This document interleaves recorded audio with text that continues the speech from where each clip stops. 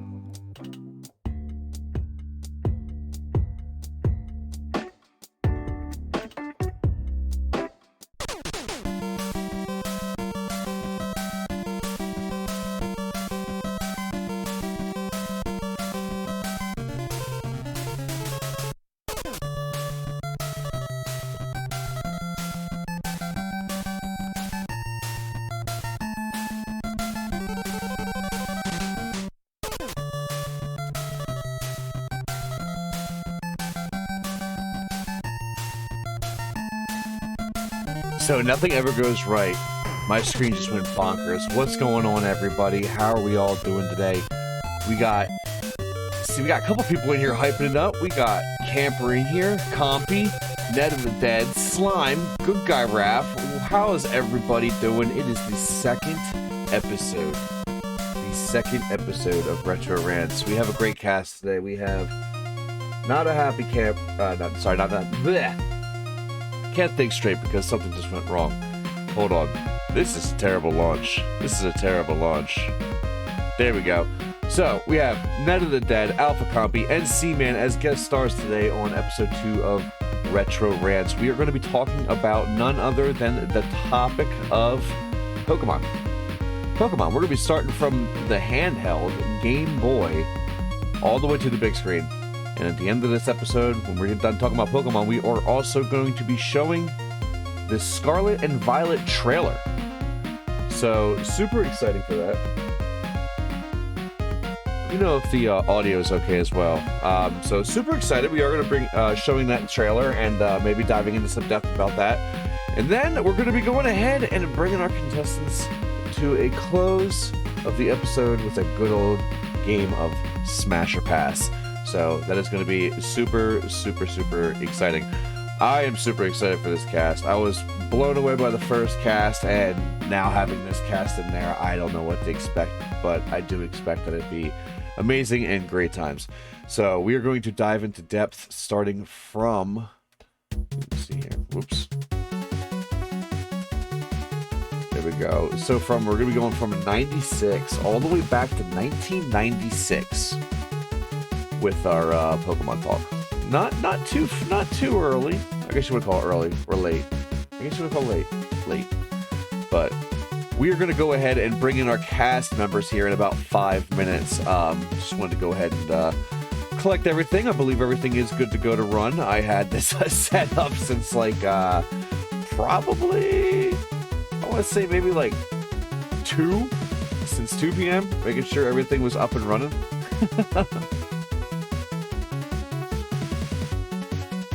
But super fun time.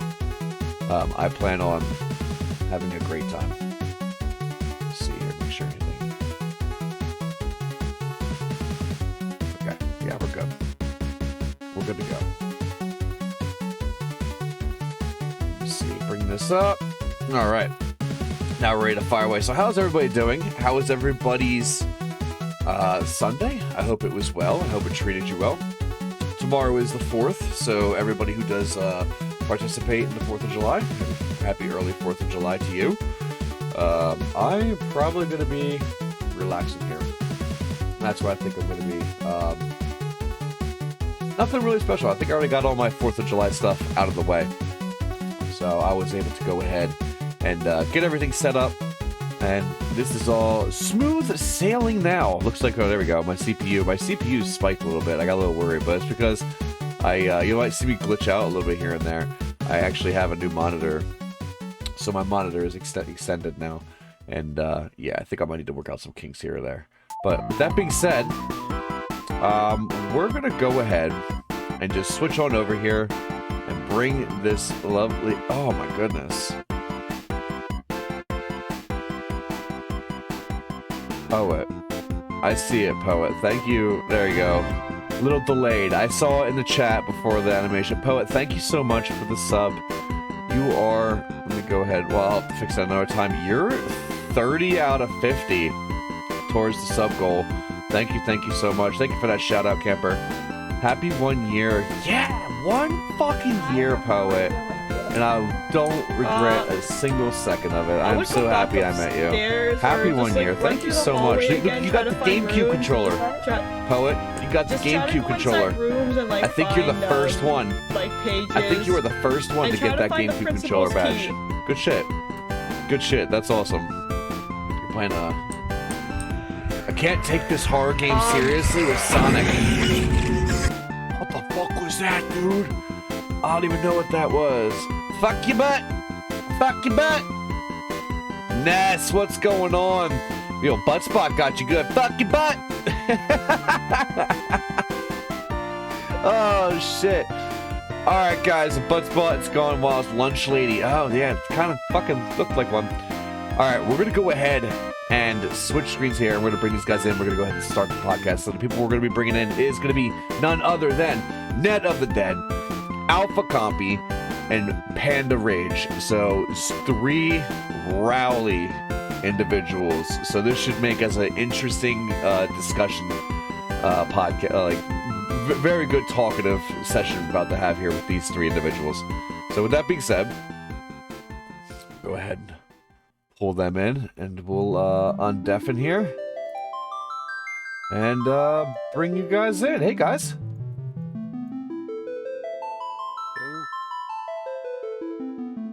Net of the Dead, I think you are on mute. Up there you go. I was. Of course I was. So how's everybody doing? How's everybody doing? Welcome and thank you so much for coming onto this podcast. It means a lot to me that you guys went ahead and volunteered to come on here. I am super excited to dive deeper into conversation with you all and get to know you more and talk about retro subjects. So as I discussed, guys, I did discuss with the cast here our topic already, and I had already let chat know. But we are going to be talking about Pokemon today. That is going to be our topic. We're going to be talking about Pokemon. We're going to be talking from 1997 to current day. And by current day, I mean up to the one that's about to come out, Scarlet and Violet. And we're going to watch the trailer on that as well. So we're going to dive deep into this. If you guys have any discussion, any topics, any questions or whatnot, please. I'm not running the show here. You guys are the guest stars. You're 50% of the whole thing. I fire any questions away, or any things that you thought were interesting, or things that you hated. If you downright hate something, please, by all means, Panda's right now. Panda right now is like the whole topic.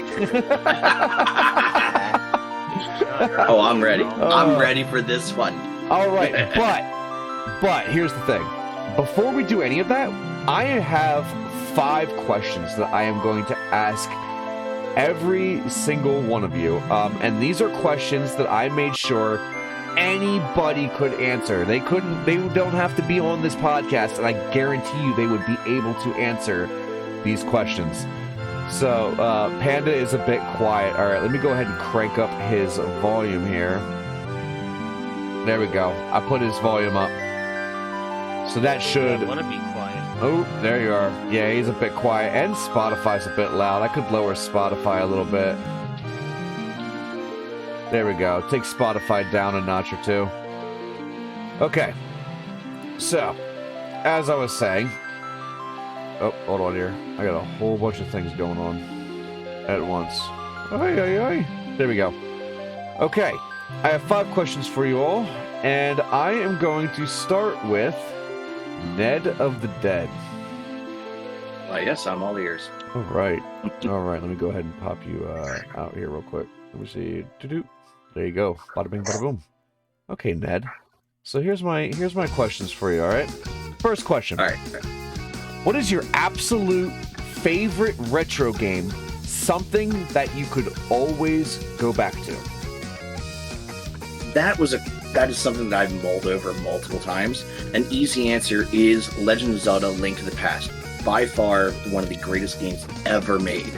Okay. So I can run with that, but I can also jump forward a bit and get into stuff like Bushido Blade 1 and 2. But I'm going to stick with Legend of Zelda, since that is something that everyone can kind of agree upon as being one of the greatest games ever made. Absolutely. It had very in-depth map detail, and the best part about it was that the map was compact enough to where it didn't feel like you were going from one end to the other consistently, but at the same time you were bouncing back and forth all over that map, and the whole mirrored effect as well. So. Oh, I love the mirror world. I'm also a fan of the ROM hacks of it, especially Parallel Worlds. I'm planning on finding that again because, oh my god, it's so good. I highly recommend any of you to look it up, watch a playthrough of it, and honestly, I think you'll all be super impressed with it. Absolutely, yes. That game definitely has legendary status when it comes to reputation. Absolutely. I have tons of sleeper hits for you guys, and I'm going to be doing them. I'll tweet about them. I'll talk about them any chance I get. Alrighty. Yeah, let's do this next question here. So, Ned of the Dead, what is your favorite retro console, and what about it makes it such? The feel, look, games available, what it brought to the table? Give me your thoughts on that. All right, my guy, you are asking the real questions.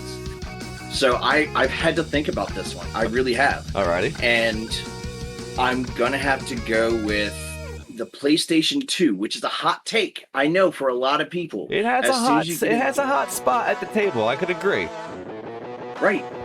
So with the PlayStation 2, you have some of the greatest games ever made. One of the best fighting games ever made, Dragon Ball Z, Budokai Tenkaichi 2 and 3. Yes, 2 of the greatest fighting games of all time. Absolutely. Baldur's Gate, Dark Alliance 2. The list goes on. Killer 7. There's so many great games, and it was universal. Everyone could pick up and play the PS2. We could say GameCube, but the GameCube's controller threw a lot of people off. True. And it wasn't geared towards a modern audience, in my opinion. Well, I feel like the PlayStation 2 and the GameCube was the fence that separated what type of players there were and what they wanted individually. PlayStation offered its heavy lore games and such like that, versus GameCube kind of went towards, let's be honest guys, the family friendly route. So it gave more something like that kids could play. and such like that, versus PlayStation started bringing in storylines, stuff like that, like, you know, Final Fantasies, even continuations of games from the 90s. Dirge of Cerberus. Yeah, absolutely, right there. A continuation of Final Fantasy VII, Dirge of Cerberus, absolutely. Yeah. So I completely agree with you that the PlayStation 2 holds a very hot spot at the table. But I will never dog the GameCube because, you know, I grew up in a Nintendo family. Oh, absolutely. I got a PlayStation 1 shortly after the PS2 came out. Okay. And was able to get the PS2 shortly thereafter. And then summer jobs is what allowed me for the first time, and I think only time in my life, where I had all 3 consoles of that generation. Okay.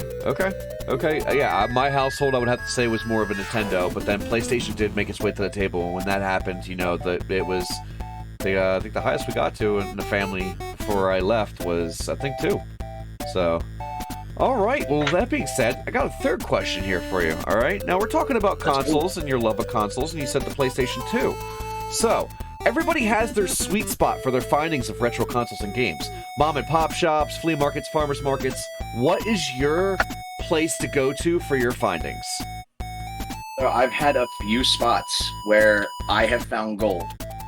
Of course, the flea markets, consignment shops. Oh my God, consignment shops are still slept on today where you can get the best deals. Okay, yeah. I promise you.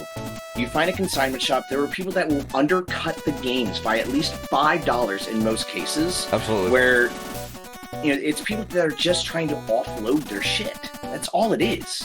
But another great way to look, and this has become few and far between. I've only found a few good deals over the last year or two. Misspellings of what you're looking for on eBay. Oh yes. I could definitely. That was my bread and butter. I can definitely see that. That's nice. For me, I would have to say it was probably flea markets where I grew up around. There was a lot more so flea markets and yard sales, and sometimes it was, you know, I'll be honest, it was grandmas that, you know, their grandchildren that live with them don't come over anymore, so they wanted to get rid of this stuff, and they're sitting, you know, a mint condition SNES with a collection of games, and she says, oh, $15 for the whole thing. I'm not going to say no. I'm not going to say no. You know what I'm talking about? So, absolutely. That's awesome, man. That's awesome. And I've been to a couple of those shops. I've been to a couple shops like that, and you are absolutely 100% right. If this was 10 years ago, I would say Goodwill used to be a hot spot for finding all your good stuff. Yes. Because everything used to be super low priced, and then Goodwill got into the secondary market. If you go on their website, you'll see everything is above market price. Okay. It's an absolute hot garbage fire show. Oh my God. If you want to laugh at pricing, check the Goodwill site, and you'll have a blast. Just roast it all day long. Yeah, that's actually what I was talking about. Was a lot of spots was like Goodwill, and back in the day, Cash Converters. Cash Converters was a huge spot. All right. With that being said, let me get you the fourth question here. If you could have a remake or remaster of a retro game, what would it be, and why is it your go-to? So this is one that I had to mull over for a little bit, but I have the perfect answer because it's a 3-in-1, technically a 4-in-1. Okay. Mega Man Legends. Okay. The reason being, if you do Mega Man Legends, you have to do Mega Man Legends 2. Yes. And by extension, you have to do the Misadventures of Tron Bonne. And we've all been waiting for Mega Man Legends 3. If you've played any of the Mega Man Legends game, you are waiting for the third installment that got canceled in 2010.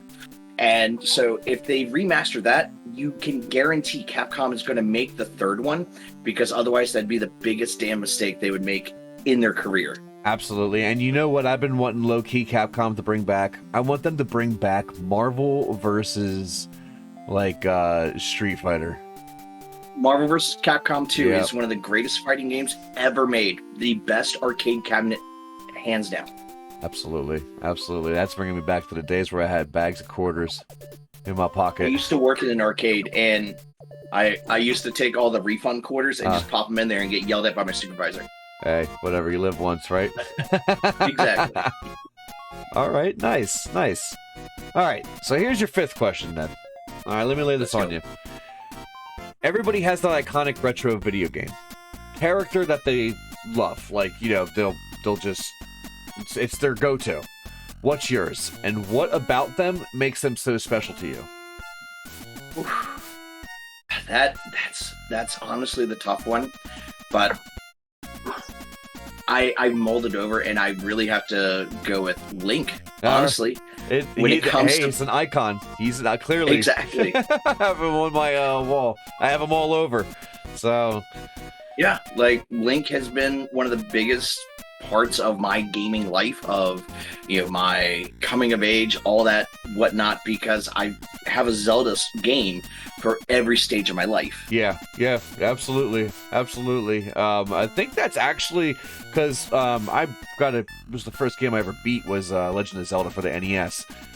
Same. And I think that's what got me into my love for action adventure RPG. Was Zelda.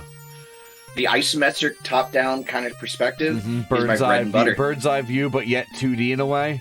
Side scroller, Yes. bird's eye view, but yet and 2D. Absolutely.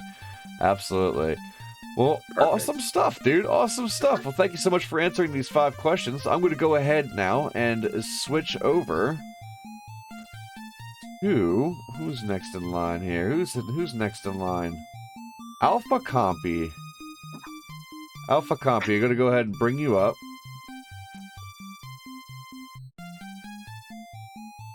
And when you're good to go there, buddy, I got some good questions for you. How you doing, Alpha Compy? Good, how you doing? I'm doing all right. So, I got some questions here. I'm going to fire away at you, and you're going to go ahead and give me them deets, all right?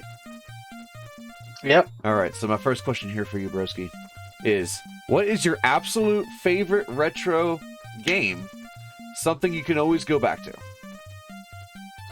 My opinion, it would be Star Wars Knights of the Old Republic 2. Okay, that's a very interesting choice there. Very interesting choice there. What about that? What about that game makes you go back to it? It's just, I love RPG games, role-playing games, and you make more choices in those types than any others that I found. Okay, absolutely. RPGs can be both stressful and zen, and everybody knows that. All right. Good stuff. I like that. I haven't dabbled too much into the Star Wars. The only Star Wars games I've ever played would be like Pod Racing or a Rogue or a Squadron. Or I think it's Rogue Squadron. Whatever one was for the 64. Nintendo 64. Oh, that's... I think it was just Squadron. But all right. Yeah. Second question here for you, bub. What is your favorite retro console, and what about it makes it such? The feel, look, games available, options it brought to the table. What was it? It would be the original Xbox. The original Xbox. All right. What about the Xbox? What did the Xbox bring to the table for you that makes that your favorite console? It was actually one of the first gaming consoles I bought. Oh, okay. I could see a personal love for that. Absolutely. For me, that was GameCube. GameCube was the first console that I bought for myself out of pocket. So I completely understand that. That's pretty cool, man. I like that. Definitely had. I'm not too familiar with the console. I've never really dabbled much with Xbox, but I will be the one to admit that it brings some interesting things to the table. I know there's a couple of RPGs out there that I can't play unless it's on Xbox. So, all right. Here's my third one for you, bud. Everyone has their sweet spot for their findings of retro consoles and games. Mom and pop shops, flea markets, farmers markets. What is your place to go to for the findings? Where's the place that you go to?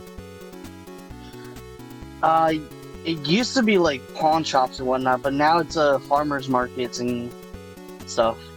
Farmers markets? Like any farmers markets that I know of? It might be. Indeed. No, I will say the same thing. For me right now, for where I live, it's farmers markets, flea markets, or like I said, yard sales. So, I think if I go further north, there's more so shops now that are opening up, that are moving actually out of farmers markets and opening up their own shops to keep that stuff alive, and that's pretty cool. So I like to dabble in there as well when I get the opportunity to do such. Alright, so if you could remake or remaster a retro game, what would it be? And why is that your go-to? So my remake is already being remastered / remaked. Okay, and that would be? Star Wars Knights of the Old Republic 2. Alright, well, looks like you are one of the lucky ones that get your wish granted. So, right? You gonna be, when that comes out and drops, are you gonna go ahead and get the deluxe version or the ultimate version of that? Because that seems to be brought up twice now on the topic of retro gaming with you. That I'm not sure, because they haven't disclosed what it's going to be released wise. Okay. I imagine there's got to be something out there that's coming out for it. Oh yeah. All right. Okay. So, 5th question here then for you. Everybody has that iconic retro video game character that they love. What is yours, and what about that character is so special to you? See, that one I'm not 100% sure on, because I really don't have favorite characters. You never had any video game character that just clicked, that you just instantly fell in love with? No, not really. Okay, all right. Well, I mean, it's not like that for everybody. So, I mean, that's is what it is. So you do not have anybody. So when you play a game that has an in-depth story, you don't really get too attached to the characters then. No, I do not. Okay. All right. For me, it's Aerith. Aerith in Final Fantasy VII. That character I got has a big attachment. Big attachment to that character for me and myself. All right. Well, Combi, you had answered our 5 questions here. We're going to go ahead and move on over to Panda Rage. Panda Rage, what's going on, man? Yo. So I got some interesting questions for you. All right. Yeah. Let me just make sure. Go ahead and bump up, and people in chat, go ahead and let me know how everyone's voices are, because you guys make this happen. You all make this happen. If everybody sounds good, go ahead and bump his voice up a little bit more. There you go. Don't worry, it's on an even number. Good. I know where you live. Yeah, that you do. All right, Panda. I'm interested. I'm interested to hear what you've got to say here for these. Okay. Okay. So, first question I got for you, bud, is what is your absolute favorite retro game? Something that you could always go back to.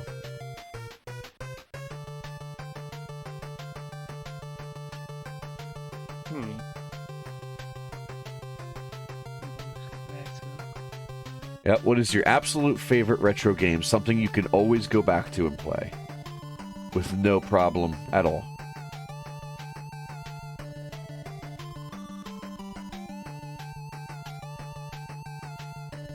You're probably gonna laugh at me for this one. Oh, no. Let's hear it, man. But it's actually a tie. Okay. It's not really a tie, but the original 2 Home Alone games. Okay. From Nintendo. Okay, absolutely. Hey, I can fuck with some Home Alone games, man. I can fuck with some Home Alone games. Absolutely. That is a baller answer. That is a baller answer. I 100% like that. Sheesh. Oh man. And that's only because that's one of the first games for me where you actually had to find stuff in the game. Yeah, and create your no weapons. maps, no nothing, man. Like, you had to wander around and find stuff. Absolutely. All right, well then let me ask you another question here. So, what is your favorite retro console, and what about it makes it such? The look, feel, games available? or what it brought to the table. Dreamcast. Dreamcast. Let's go, dude. Sheesh. Dreamcast was Dreamcast had an image, but it released too soon. Yeah. It released too soon. Dreamcast had an image, but it released too soon. For sure. Dude, what a great drop there.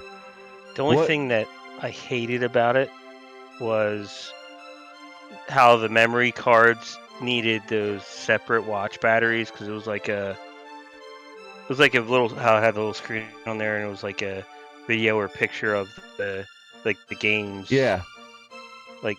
So basically, if your battery died on your memory card, you couldn't save your game. Yeah, absolutely. So you better hope that you didn't accidentally turn off your system. Yeah, pretty much. Jeez. Man, what a great answer. I'm loving this. All right, let me give you a question number 3 here. So everyone has their sweet spot for findings of retro consoles and games. Mom and pop shops, flea markets, farmers markets. What is your place to go to for findings?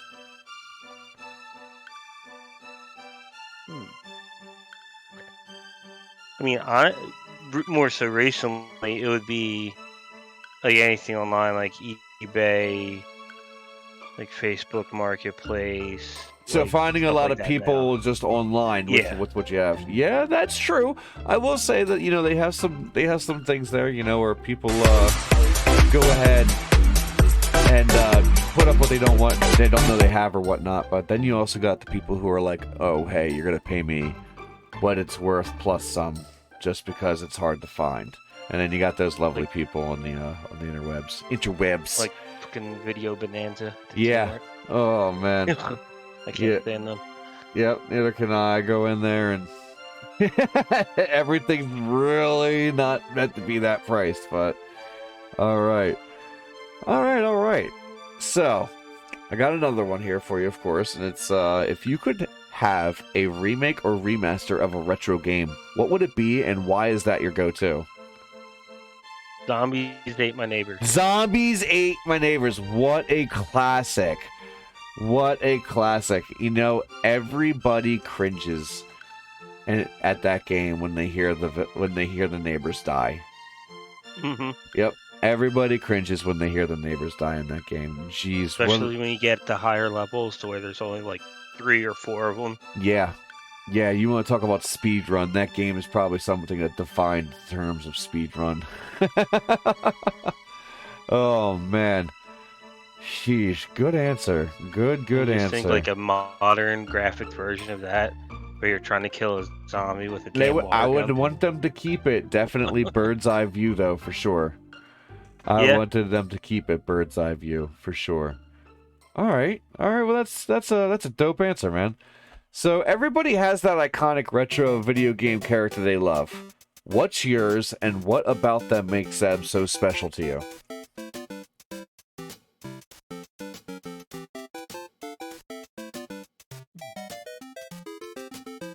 I would have to say I'm interested. I'm waiting. Mario. All right. And I'll only say because he's kind of like fat, hairy, fat and hairy, so I could always relate to him. Okay. Yeah. All right. Hey, I'm not gonna lie. Nah, I used to play Mario Brothers and Duck Hunt all the time with my cousins down at my mom's. That would be our nighttime thing, is we would all sit in the back room and play Mario Bros. And Duck Hunt. So not many people know the 2-controller technique, but yes, if you do plug in your second controller while one person plays Duck Hunt and shoots, the other person can control the ducks. And if you ever die while playing Mario, you can use the second controller and hold AB and then press start, and you will start back on the world that you died on, instead of all the way back at World 1. So, Yeah. little secrets, little tricks and secrets to the good old NES console. All right, well, there we go. We went through all 3 of you and your questions. So we're going to bring all of you in now.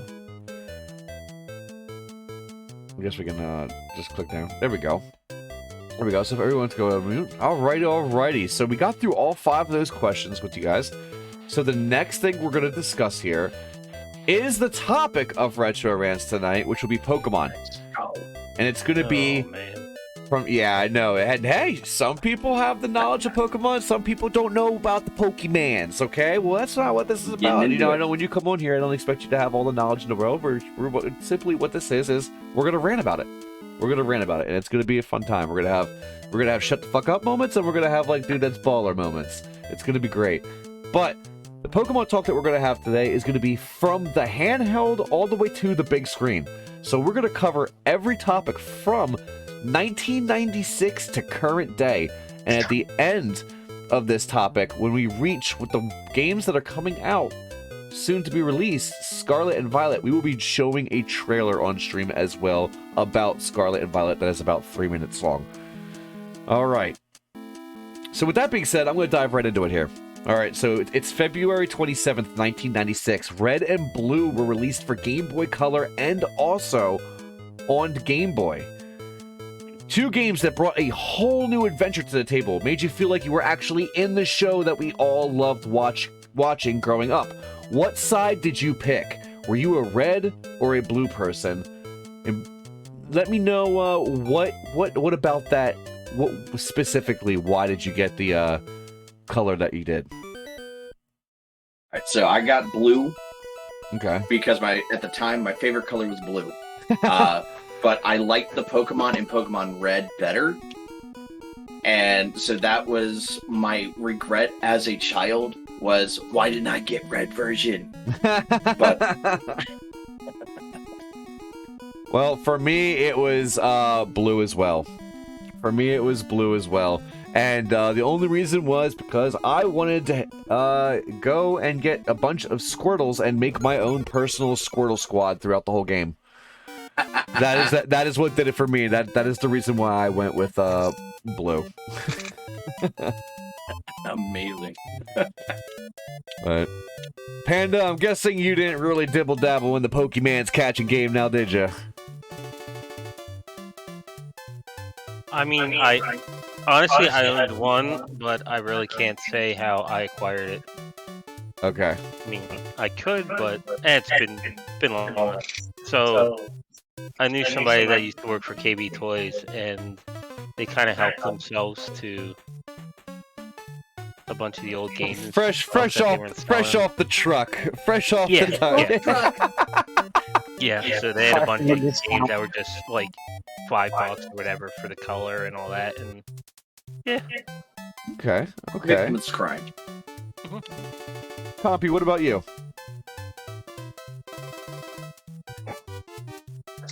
I would say it was blue at the time.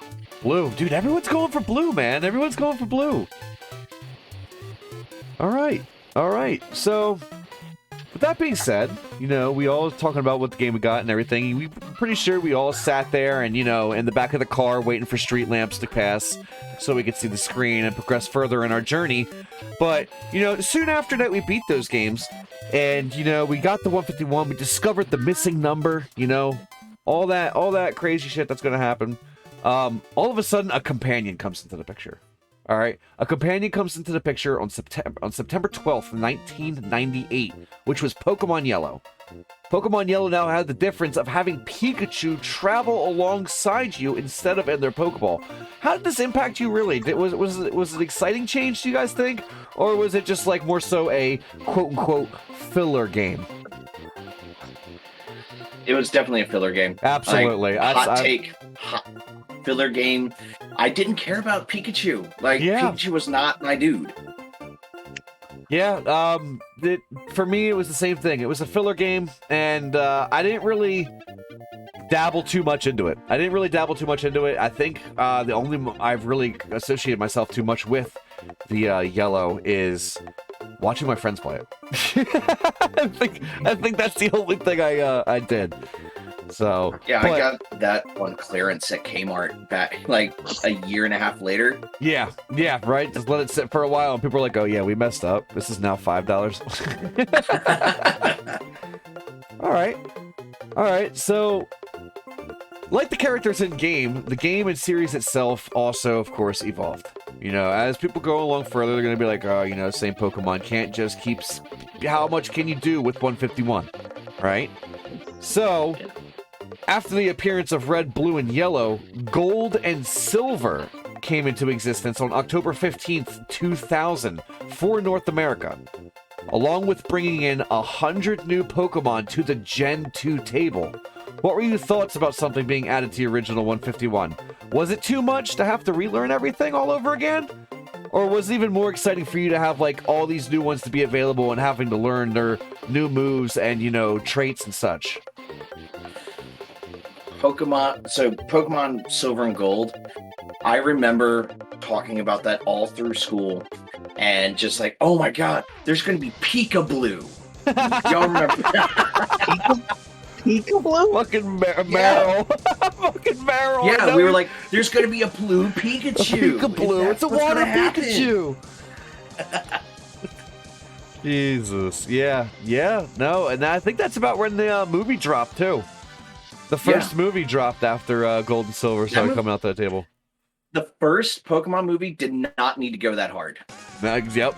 I cried like a baby back bitch. I'm not gonna lie. I cried like a baby back bitch when Ash got hit the ground, man. What about you, Panda Compy? What do you think about the approach of Gold and Silver with bringing 100 new Pokemon to the table, labeling it Gen 2? Okay, so Blue Pikachu will be interesting. I'm looking at images. It's Meryl. Look up Meryl. Meryl, it's the Gen 2 water mouse Pokemon. Literally, all they did, they left its red parts and just made it blue. That's all they did. Pretty much. That is all. Pretty much. I wasn't so much excited for like the whole games as I was with what the show brought. And like I said, and like Ned said, that movie did not need to hit that hard, but it did. It did. And it definitely highlighted one of my favorite Pokemon, which is Mew. So yes. I was fangirling at the time. But another mile marker... Oh, go ahead. Did you want to say something, Ned? Yeah, I had a quick question.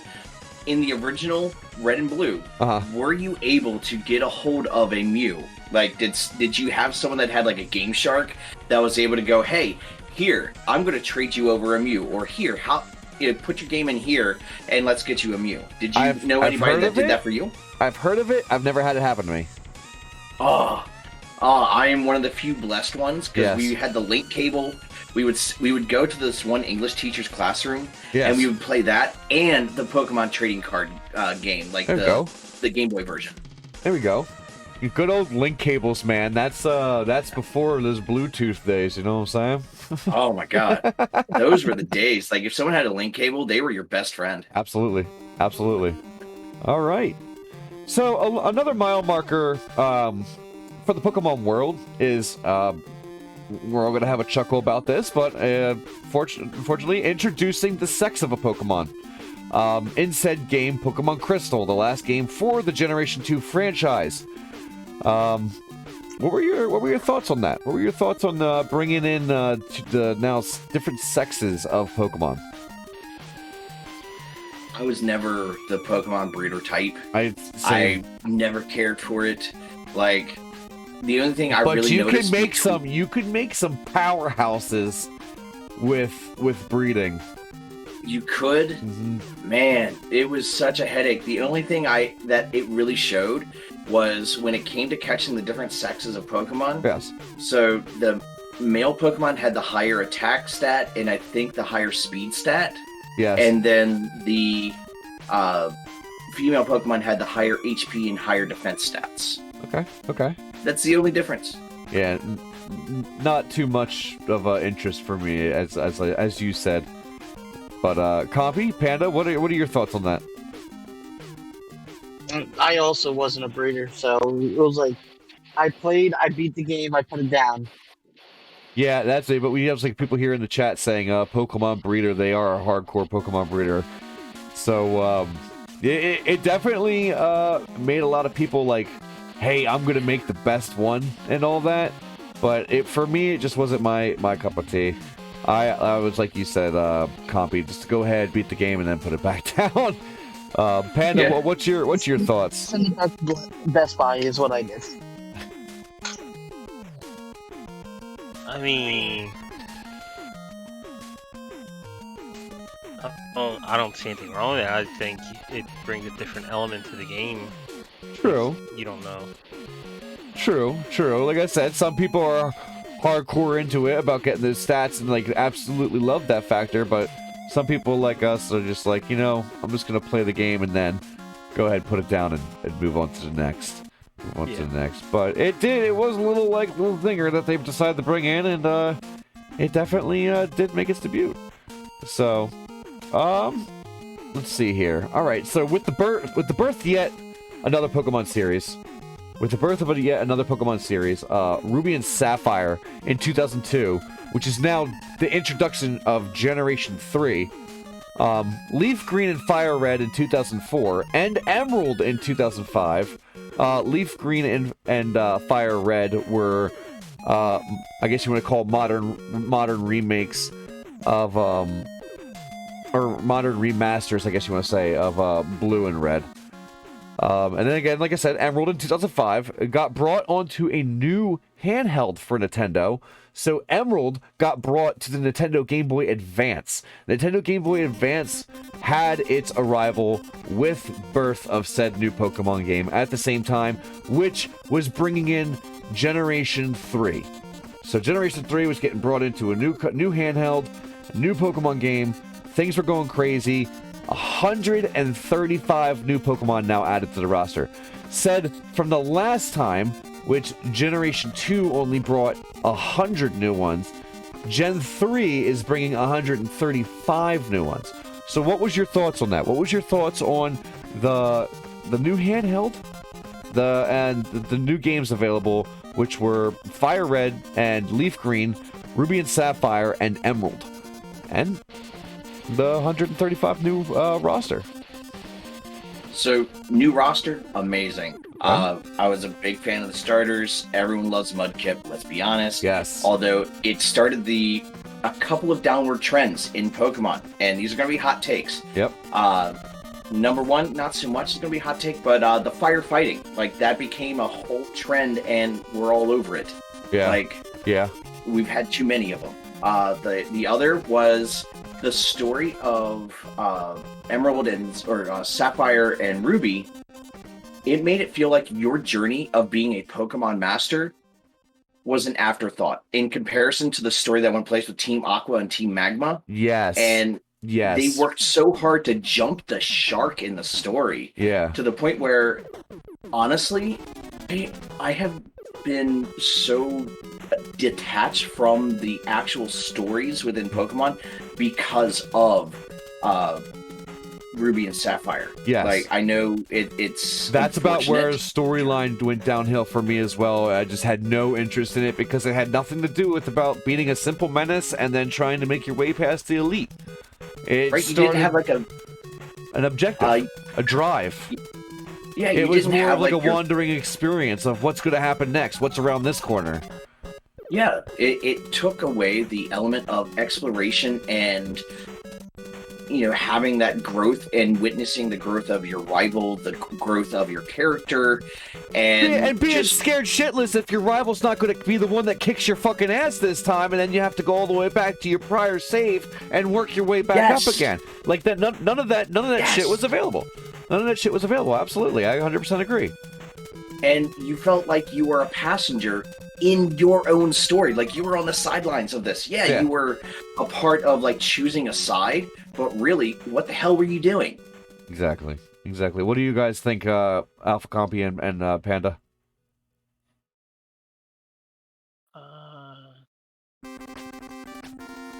Did you not dabble so much in the whole Emerald, Sapphire, or Ruby?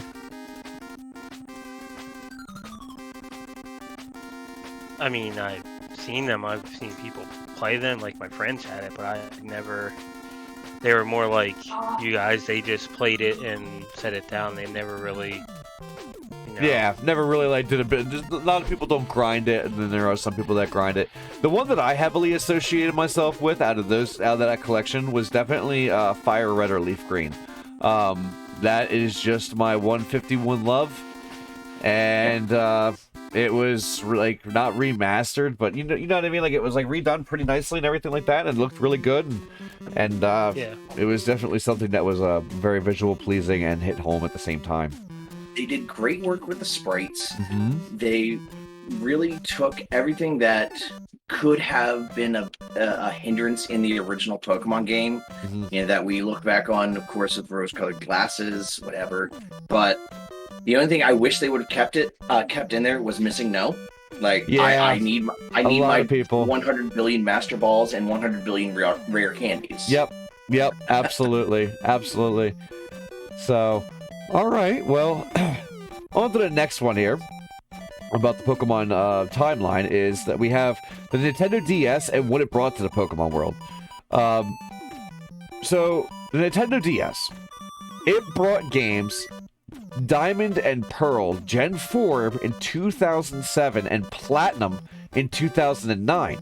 Heart Gold and then Soul Silver in 2010, followed by Black and White, which was Gen 5 being introduced in 2011, and then of course the version 2 in 2012. So you had 2 generations being introduced by the Nintendo DS of the Pokemon world. This is big. This is double battles, berries, all these new kinds of mechanics being introduced, let alone the Pokemon, and a new handheld. And the DS was dual screen. That was the first dual screen. So now you had, higher visual graphics of the games and whatnot of that. So what was your thoughts on those? I personally will start off and say I didn't touch this gen. These 2 gens I stayed away from the DS, but I did watch people play. But I want to hear if any of you guys, what your takes are on them.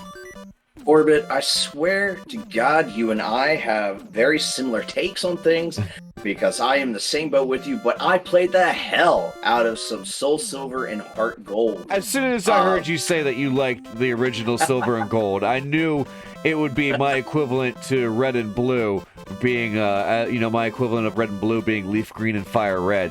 So, because that's what it is. Heart Gold and Soul Silver are the remakes of Gold and Silver. Diamond and Pearl had that horrible drawback of being literally the slowest Pokemon game in history. So slow, indeed. And no direction, I guess you want to call it. I liked the mini games. I liked the little touchscreen mini games. Those were fun.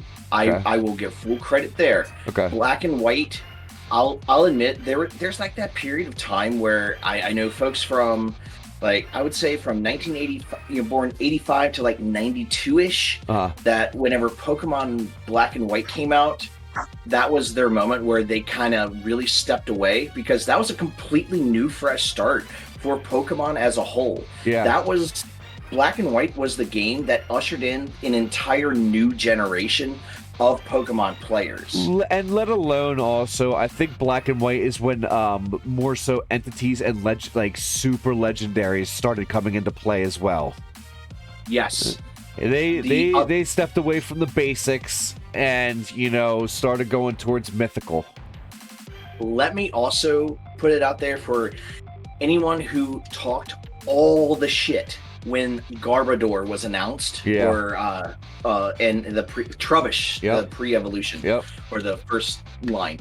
To any of you that said, "Oh, that's when Pokemon jumped the shark," no, you fool. We literally had Muck and Grimer.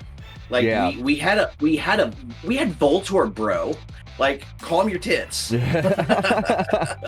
Some of those OG boys still are rock solid, man. They're still tanks. Oh my god. They're still tanks. Yeah. What do you think, Panda and Compy? What do you guys have thoughts on that? Did you guys touch that system at all, really, so much? I didn't touch that system. Okay, so again, it was like a skip pretty much for you. Well, that is the history of it. Yeah. But after that, is where it gets a little bit interesting. Nintendo's starting to bring even more to the table. And usually when they do that, sometimes it's a bit more than biting off more than what you can actually, chew. But Nintendo handled this one very well. Nintendo got three-dimensional with it. Victory is near. Nintendo, getting conventional with it, brought in the Nintendo 3DS. This new handheld brought on the birth of Gen 6 and 7 of our Pokemon. So, with game titles such as Pokemon X and Y, which is Gen 6, releasing in 2013, followed by Alpha Sapphire and Omega Ruby, again, remasters, in 2014, Sun and Moon, which is Generation 7, released in 2016, and then Ultra Sun and Ultra Moon in 2017. So, similar to Black and White, and then Black and White 2. Very similar. With new 3D capabilities, 2 screens, new mechanics, and battles, alongside with new companions of the introduced generation. How did you guys feel about that? How did you feel what Pokemon brought? You're muted, buddy. You're still muted, buddy. There you go. I was losing a fight. It's okay. It's okay. Pokemon X and Y were absolutely wonderful. I was a huge fan of the title, or like the title Pokemon, or like the cover Pokemon. I was a big fan of Yveltal. I thought that Pokemon looked so badass. We also got Gumi, which honestly was there was a huge influx of great Pokemon introduced in Gen 6. Yeah. And I will not hear otherwise. No. Gen 6 and 7 both brought in really decent amounts. And I feel like my personal favorite class got touch base a little bit there, and that is the Dragon class. Dragon got introduced and got beefed up big time with the introduction of Gen 6 and 7. And we got the introduction of Fairy type, which I know a lot of people had issues with. You know, everyone that I talked to, mainly because of masculinity issues. But not so much even that. I would say even like because they're just so used to, like, if you take a Gen 1er like myself, who's a diehard Gen 1 fan, you got, let's say, Jigglypuff, Clefairy, Clefable, okay? They're all psychic or normal. So introducing a new type, I think it was more so just like, you're splitting everything up again. You're making more stuff to remember again. But in the long run, piss and moan all you want, I agree. It was a great decision. I was honestly all for this typing, because otherwise with the addition of all these new dragon types, it was going to make the meta of the game for those that play competitively. Yeah. And even in your general playthrough, it would just make the dragon type way overpowered. Yep. And there would be no competition whatsoever. So I was a huge fan of how they were able to kind of like distribute this. And as we progressed through the generations, I feel like the game has become more balanced, because things did lean heavily towards Fairy, where Fairy became very much the dominant typing after Gen 6. Absolutely. And you're talking about balanced games, and I'm sitting here racking my memory banks, and I'm thinking to myself, guys, there are 2 games that I completely missed that actually made the big screen during the debut here. And you want to talk about balance. It's funny you say that, because these games had everything but balance. So I'm bringing you to the table right now Pokemon Stadium and Pokemon Coliseum. Yes. All right. It's funny you mentioned that. My inbox has been blowing up from a friend of mine who is watching right now, going, I need to hear this man say Pokemon Stadium or I will scream. Yep, Pokemon Stadium or Pokemon Coliseum. And those games were literally, it all depended on who hit the A button to move first. That's all it depended on. There was no chance. So if you went Blastoise to Blastoise, if you hit that A button first to go fight, you were going to win.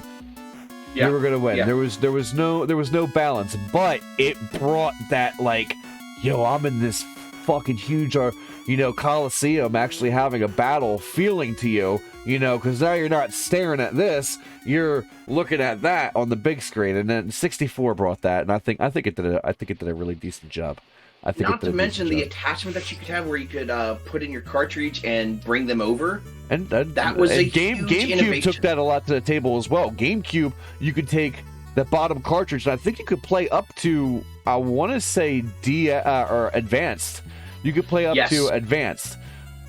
Yes, because you could do the Four Swords Adventures on there, just to bring that up. Also, one of the rarest and most expensive GameCube games, other than the Pokemon box, is the actual disc that you used to update the firmware of your GameCube so it could run the Game Boy Advance thing. Oh, absolutely.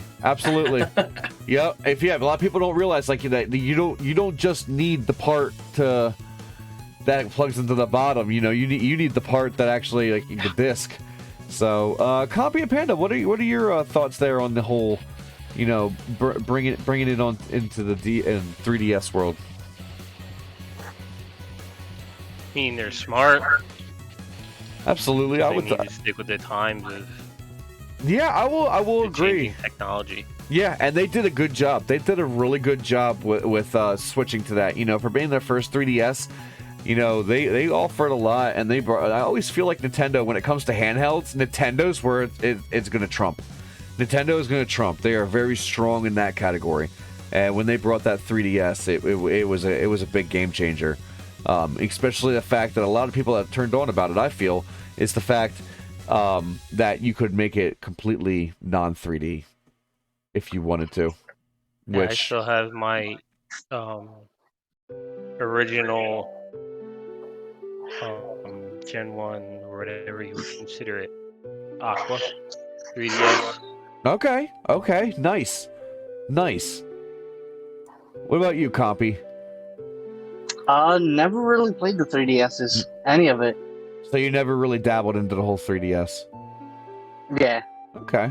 All right. Well, yeah, I could say the same thing. I think I'd be more so in Panda's shoes here. I've watched people and I've heard about it, and it was a good direction for sure. But I more so watched my friends play on it.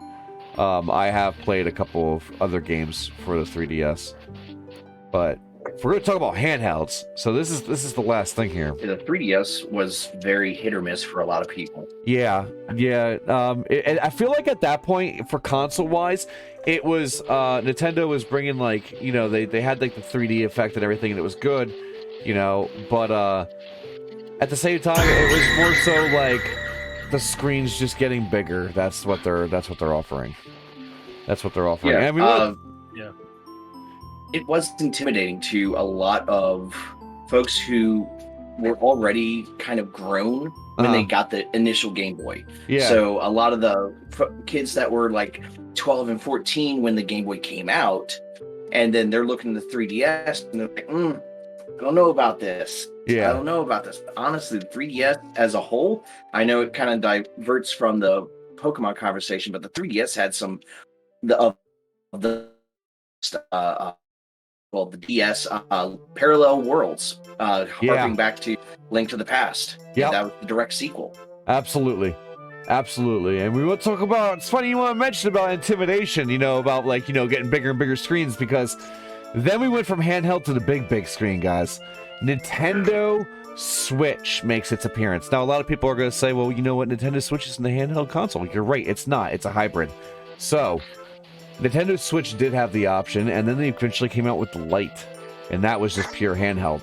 So what did they bring to the table? They brought Let's Go Pikachu and Let's Go Eevee in 2018. They brought that in, so that, once again, is pretty much a remake of the original 151 with now the, availability of, simple things, even like offering Pokeballs that go with it. And such, that you can go ahead and now walk them. They were bringing a lot more options to the table. And soon to follow, there we go. Freaking Pokeball's not going back where it needs to. Sword and Shield, 8th gen. All right, Sword and Shield is what brought the 8th generation, and that was 2019. And the games received 2 downloadable expansion packs as well. The Isle of Armor, which was released in June 2020, and the Crown Tundra, which was released in October 2020. Following that is, of course, following up with remakes of past sets. We have Brilliant Diamond and Shining Pearl, which was dropped in 2021. Remakes of the originals. And then we have the Game Changer. Pokemon Legends Arceus. The Game Changer. We went from side-scrolling... You're forgetting about another sideshow series. We'll touch base on that, drop it in there. so we're going from side-scrolling certain points of the map, you know, an A to B destination, you know, of course, with back travel, to now open world. Now we have like a Breath of the Wild experience. Now we have a Breath of the Wild experience with Pokemon. And the fact that it brings you back to the old, you know. What are you guys' thoughts on all that? What are your thoughts on what the Switch brought to the table? I'm gonna hear these juicy details. When it comes to the Switch, I'm a huge fan of it. Absolutely. Obviously. So let's go Pikachu and let's go Eevee. Yeah, they were very solid games. They were very much made to, first of all, get the Gen 1ers on board with the Switch, but and also to get bring used kids. To controls. Yeah, and to also hook the kids. Absolutely, and I think it did a wonderful job with balance. Yeah, it was a hell of a fun game to play. I will gladly go back to it at some point. With Sword and Shield, I enjoyed my playthrough. I felt like the DLC was very much... It wasn't anything to write home about. No, I agree. It was a lot of back and forth, too, I feel. Like, Pokemon doesn't need DLC. Like, I know that's a hot take there, but it's true. It doesn't need DLC. I can agree to that. But Pokemon Arceus, oh my god, I had not been so impressed with a Pokemon game since, I would say, Pokemon X. Yeah. Okay. The fact that it was open world, it gave us that fun of being able to explore, being able to surprise Pokemon and catch them, and have all these different tactics and just have fun with it. I thoroughly enjoyed Pokemon Arceus. I am praying I would sell my fucking kidney or give my left nut for like more open world Pokemon games. Like, it doesn't have to be, you know, the Sinnoh or like ancient region or Hoenn. What the hell is it? It's Hoenn. Hisui. Yes, Hisui and Hoenn. Okay. Yeah, I'm a huge supporter of that. Like, I want more of that open world. I want more of that style. And so I'm really nervous about Scarlet and Violet, to be honest. All right, well, that's actually the next thing here to come is the unknown. So Scarlet and Violet is planning to be released in the late this year. It's bringing the 9th generation to the table. 3 new starters. And we're actually going to go ahead... I'm gonna quick pause my Spotify here, and we're actually gonna bring up. I want to make sure I have the right thing up here first before I bring that up, so nothing. There we go. That should be the right thing. So we'll come over here. There we go. We're gonna go ahead and on stream watch the trailer. The second trailer for Pokemon Scarlet and Pokemon Violet. Here we go.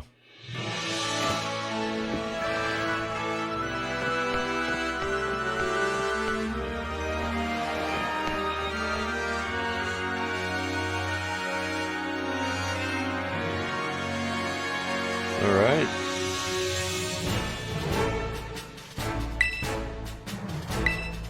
Professor Sada, Professor Turo. There's your 3 new starters.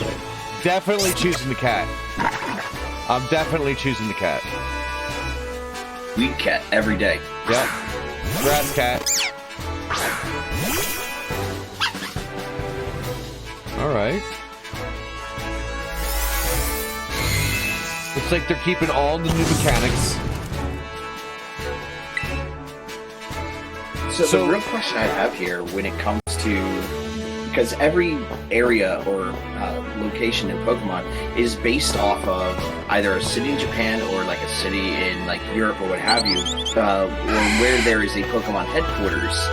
And so the only thing I'm not sure about is what are they basing it off of? Yeah, that's a very interesting question.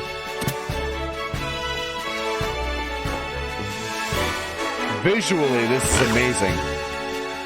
Yeah. Visually, it's amazing. I'm excited.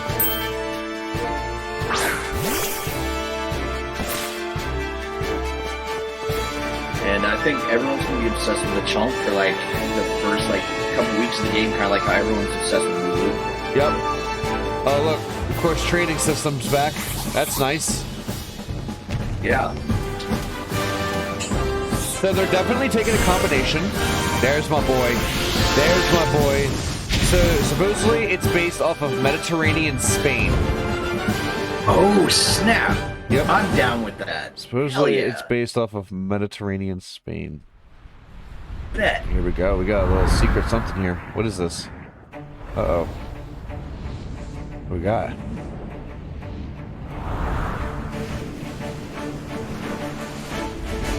Secret trailer? Oh.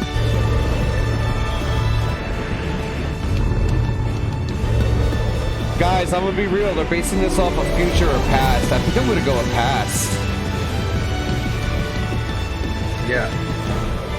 Yeah, I'm definitely going past. Somebody else could have Robo Dragon. So that means I will be buying Scarlet, more than likely. I will be buying Scarlet more than likely. Here's what I'll do. I'll get Violet, you get Scarlet, we'll trade. There you go. Perfect. We'll trade Pokemon. Perfect. Perfect. There we go. There we go. All right, let me go ahead and cancel it out. So yeah, there's the trailer for that. That is pretty exciting, man. It's bringing a lot of combined styles from the Pearl, a Brilliant Pearl and Shine Diamond, Let's Go series, and also Sword and Shield. It's keeping that, but it's also heavy incorporating what they just brought to the table with our Pokemon Legends. So the combined of that, it looks good, and it looks like they had a little sneak peek in there of multiplayer zones that are going to be throughout the open world map. So Bro, I'm all for it. I wonder if that's going to happen, like, you know, when you get close to a station, if you're going to see more people online visually show up, kind of like a hub. You know, I wonder if it's going to act like a hub. You can show off your cosmetics, maybe show off Pokemon to others. I would love to see the two of us running through some of these areas if they have that type of multiplayer going where they had like the Stardust holes or whatever it was. The media, I can't remember what they were for Sword and Shield, where you could like invite other players to play in. Yes. Or to like catch the Gigantamax Pokemon. Oh, he says it's not, someone here in chat says it's not just zones, it's 4-player open. So that means co-op's definitely on the table. That means co-op is definitely on the table. That's exciting. Yes. That's exciting. That is highly exciting. So, all right. Oh, Well, does that mean you both need the same game? Yeah, that means we can all play the same game. Hype. Yep, there we go. Well, then there you go, guys. That's our main conversational piece here for the podcast was the Pokemon, and we went through quite a timeline here and got a little discussion about everything, learned a little bit of stuff, and definitely got input. There are some things that we did gloss over regarding Pokemon, like Pokemon Snap. True. I know that they don't fit the. It was more so the category, correct? But like I said, that's why I also didn't include Stadium. But Pokemon Snap was definitely addicting game for 64. The new Pokemon Snap It's just as good. Absolutely wonderful. It's just as good. Oh my god! When they came out with that new game, I wanted to say.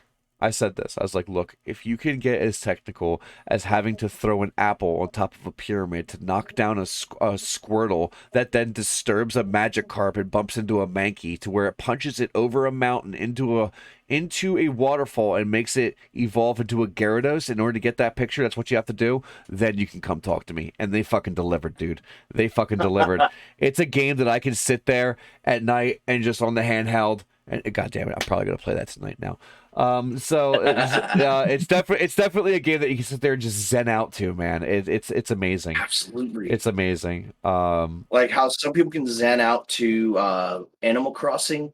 Yeah, Pokemon Snap, I can do that. I can absolutely. I would just lose time with Pokemon Snap. Absolutely. And it looks like we have here, Not a Happy Camper is saying, that also Mystery Dungeon has its own series. That brings a different spin that rings more into my memory than the mainline games. So we do have Mystery Dungeon. And then you also have the Pokemon games that are like, I think Mystery Dungeon is that's what we're talking about, but like you are Pokemon and you have to go and figure out, dungeons and stuff like that. So yes, there are a lot of other side games. We covered mainly the turn style based ones from handheld. Go ahead. I see you have a question. Fire away, buddy. I see. I love it. I love it. Let's go. Ned. He's muted again. Oh, there he goes. He was muted again. Yeah. I was gonna say, let's not forget about Pokemon Go. I know it's the ultimate casual game that anyone can play, Casualty. but honestly, Ultimate casualty that's what makes game. it amazing. Yes, Pokemon Go is definitely brought it to the mobile world. I wasn't so much a good player of that, but again, there's people that gather all over the world for like raids and stuff like that, man. It's ridiculous. I've got folks that have added me that are in Japan that will send raid invites. Like it'll be 9 o'clock in the morning there, and it's 10 or 11 p.m. here. Yeah, and I'll get the raid invite, and I'm like, to hell with it. I'm here. I'm in my PJs, but god damn it, I'm here. right? Oh, so that's awesome, guys. I had a wonderful time talking about Pokemon, and for that being the topic of the second retro rants. But with that being said, we blew through our topics here pretty good. With that being said, I wanted to end it a little spicy. All right, I wanted to end this podcast in a game of Smash or Pass. All right, so I have 5 pairs of video game characters that you have to choose either smash or pass. You can't say I don't want to either. You have to choose one or the other, smash or pass. So, the first one I'm going to give you guys is who are you going to smash and who are you going to pass on? Here's your choices. Bowsetta or Princess Rosalina? Smash or pass? Bowsette, smash. Okay. Rosalina can kick rocks. And then likes a bad bitch. All right. Copy. Panda, what you got? Yeah, I would have to agree with him. Bowsetta. All right, 2 for Bowsetta. 2 for Bowsetta. What about you, Compy? Nope, I'm going the opposite way. You're going Galaxy with it. Princess Rosalina. Like, take me to the stars, lady. Take me to the stars. I'm going to have to say Bowsetta, man. I'm going to have to say Bowsetta. So, but the next duo is not going to be so easy. It's not going to be so easy. Now, when I give you this duo, you're going to know that I'm a thigh lover. Okay.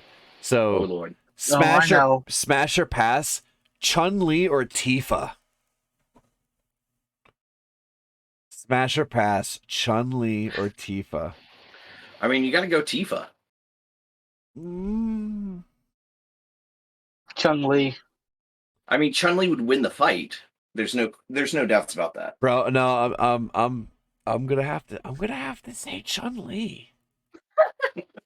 I'm gonna have to say Chun-Li, man. Like, yeah, Tifa's cool. All right, Tifa's a bad chick, right? But Chun-Li, dude, fucking crush you with those things. Oh man, squeeze a little tighter if you know what I mean. So I got Chun-Li. You're gonna say Tifa, Ned. Compy, what are you saying? Chun-Li. You're gonna say Chun-Li. All right, 2-1. Let's see. This is the breaker here. Panda, what's it gonna be?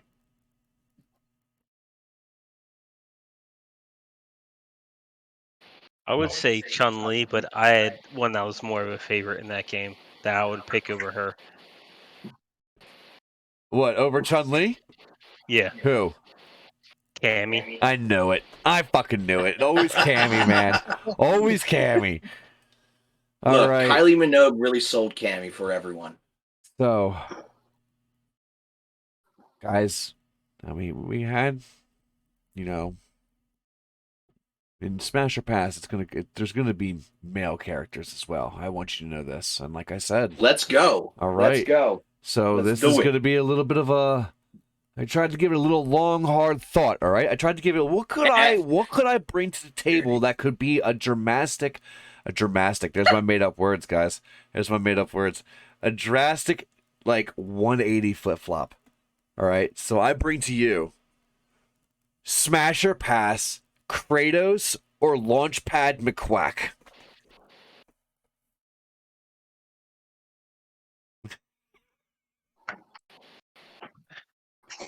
Launchpad. Launchpad McQuack. You're gonna say Launchpad McQuack. All right, man. I'm gonna say Launchpad just because I'd personally be a little terrified of Kratos. Like, I just can't Right. imagine like the moment getting ready and then just him looking back and being like, "Boy."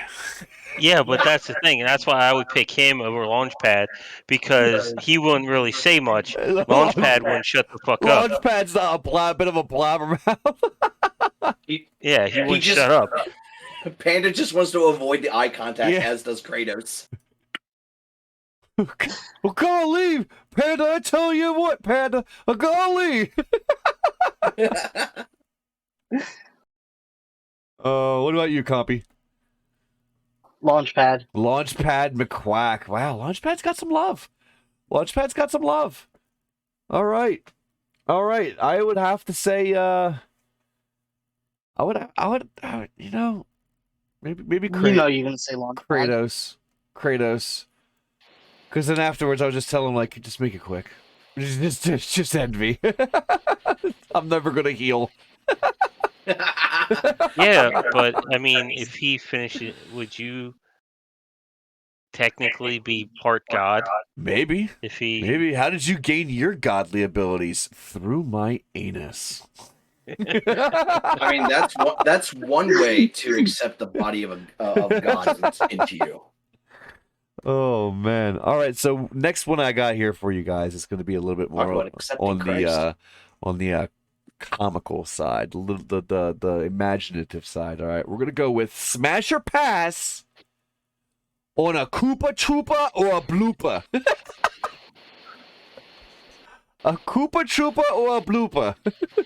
I'm fist fucking a Koopa Troopa. Oh, there we go. okay, I have this question. I'm it going a up to the Koopa- elbow. Up to the elbow. Oh God. Now, is it a Koopa Troopa from Yes, the first video game world, or Koopa Troopa from the movie Mario world? movie, the Mario movie. Absolutely, Double fisting. double fisting then. They're gonna give you that facial expression where they're like, just a still frame. Oh man, sheesh. I think Slime is questioning our relationship now. Somebody here said, chat said, blooper has got to be messy, so Koopa Trooper. I agree. I feel like the blooper would be a slip and slide more than a good time. So Koopa To be Trooper, fair, get it on would over be here. The entrance would be easier. True. You're gonna have Well, a why ver- can't we choose both? Why can't we? I got two fists. a Koopa Troopa Why blooper? can't I have both? A Koopa Troopa blooper. Koopa Troopa blooper. Choose violence. Oh God. What do you guys? You guys probably are like. I want to hear it. You got to choose. Which one's it going to be? Compy or Panda? Koopa. Koopa. Panda. Some people's fantasies to fuck a turtle.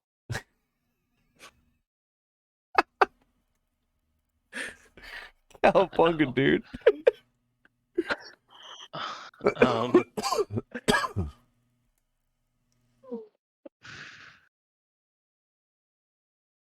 Panda has no words. He's deep in thought here. This is a tiebreaker. The Man, panda was too stunned to speak. I'm surprised you got him to be quiet. I Like know. usually, What's as going punk- on? Come on, Panda. What you gonna do? You gonna put it in a Koopa Troopa? Or you gonna put it in a blooper?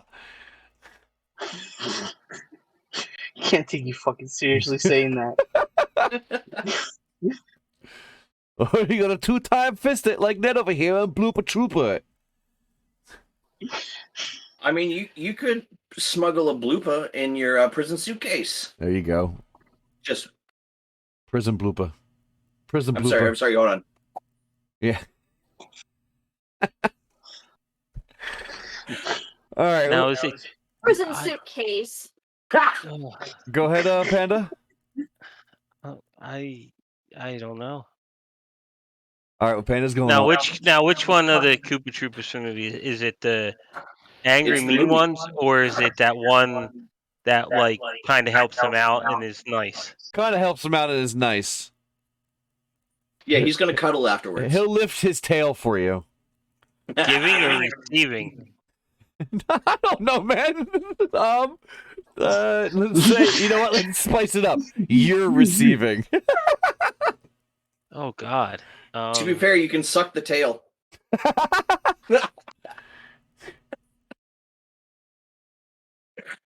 What's it gonna be, Panda?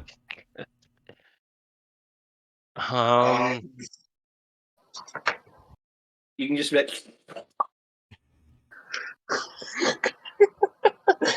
No sound effects. God damn it. all the sound effects. God damn it, all of them.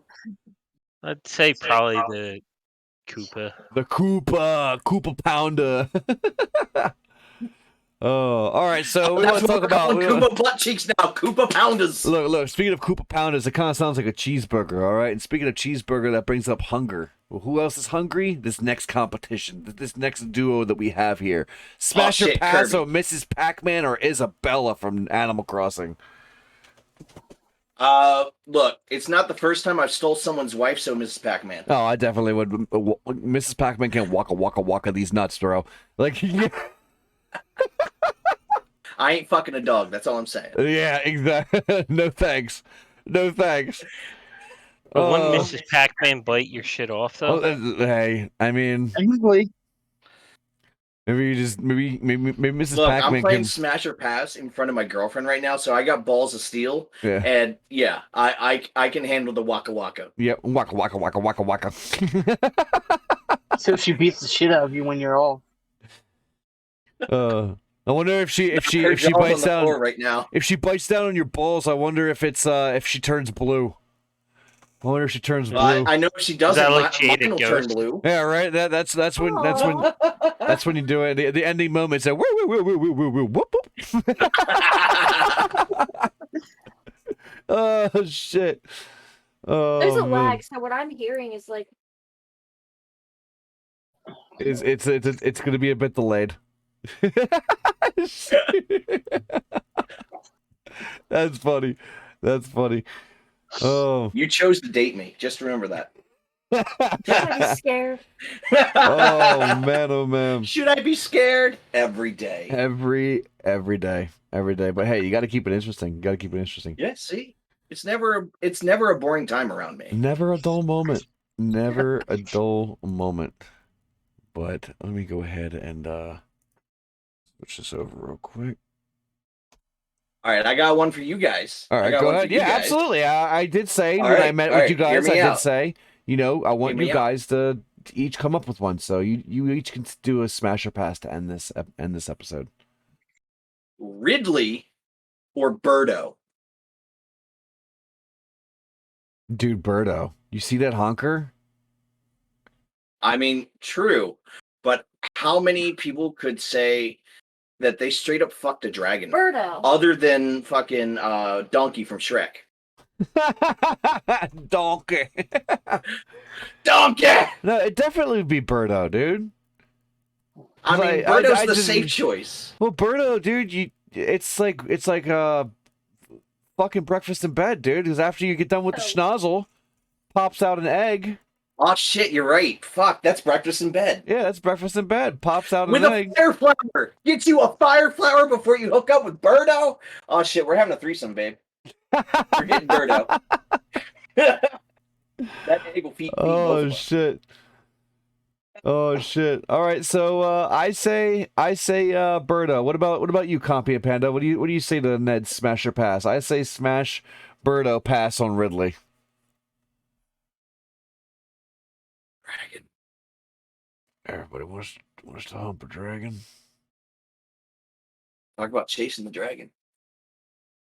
No, they're not answering. I think they're in awe.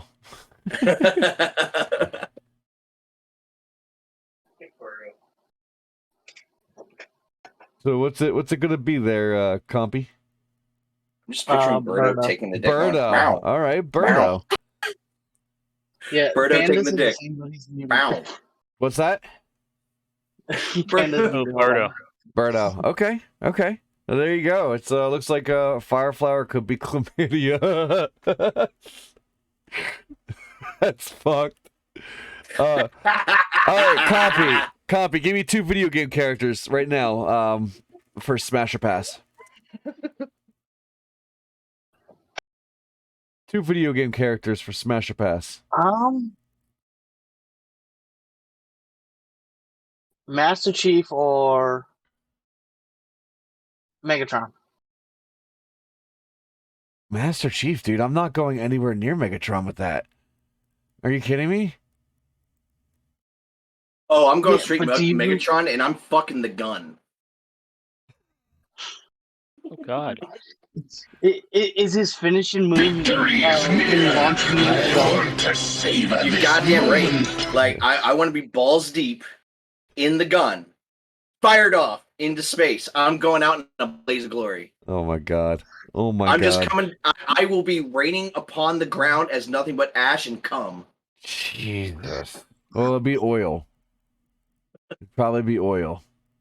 Now I'm talking about busting my own nut. Oh, I mean, Megatron, what if he just dumped oil on you? I mean, it wouldn't be the first time I've had that much lube on Well, the oil would Leaking be Megatron's lubricant. semen, technically. All right. Okay. Well, there, what about you, Panda? What are you saying? Either Master Chief or Megatron? it. Laid out. Will it come? I would say Master Chief only because he has Cortana. Oh, So it wouldn't be as weird. Ooh, there's no doubt. He just introduced. I mean, Cortana would just be throwing dick tips. That's about it. Like how to throw it. That's about it.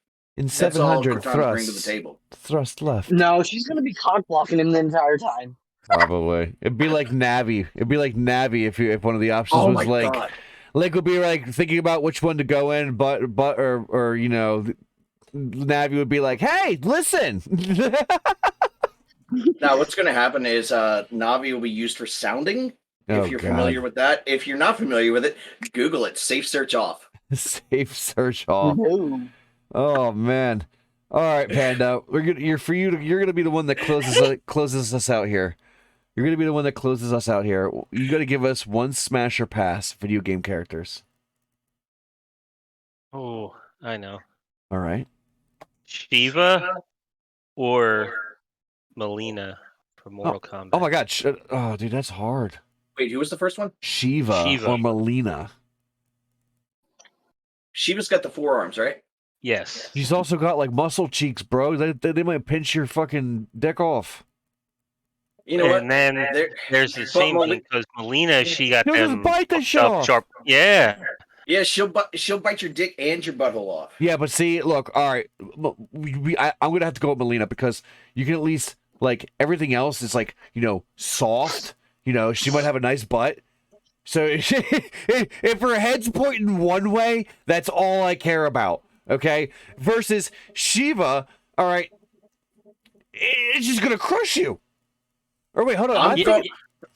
But if you think about it, if you finish early, she'll just bite your shit and you bleed to death. Finish early with Shiva, she'll just rip you apart and it'll be over quickly.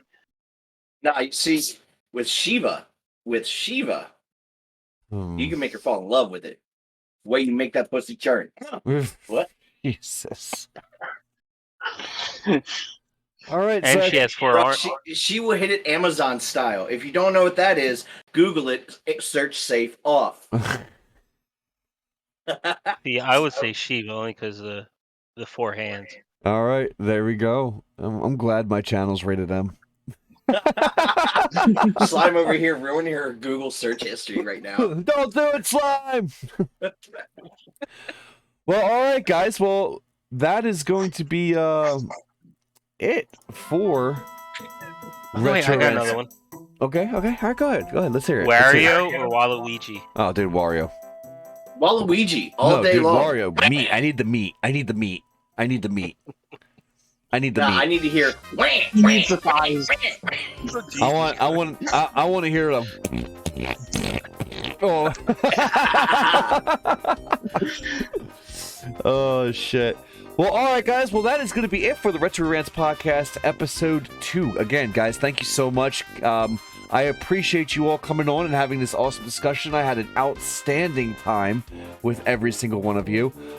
Keep an eye out on the socials. I will be tagging you, and I will be shouting you out to bring some recognition to these awesome individuals. We have Net of the Dead, Raged Panda, and Alpha Compy. Again, guys, thank you so much for coming on to the podcast. I greatly appreciate it, and I hope you have a great rest of your night. Mm-hmm. All right, take care, guys. Toasty. You too. All right, with that being said, we're going to go ahead and raid out. Let's see who we can drop this raid on. Oh, okay. You know what?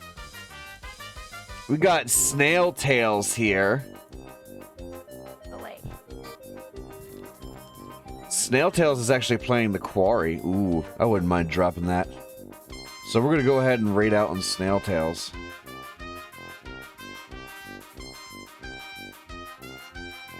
And let's see here. Oh.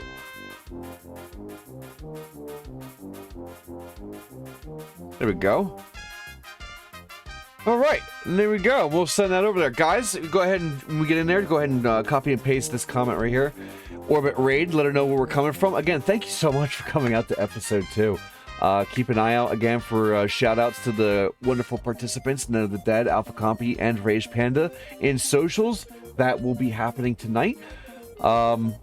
Yeah, so we'll drop everything in the socials. Like I said, the biggest thing I can say is keep an eye out on the socials. Everything will be there. I appreciate all of you. You guys are fucking wild, and I had such a blast. Such a blast. Next topic? Next topic's going to be Sonic 1.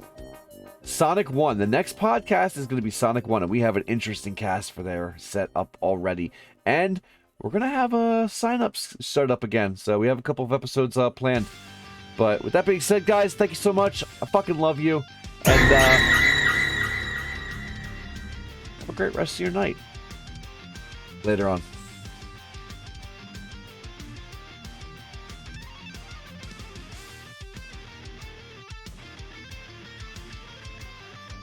And what doesn't kill you will make you stronger.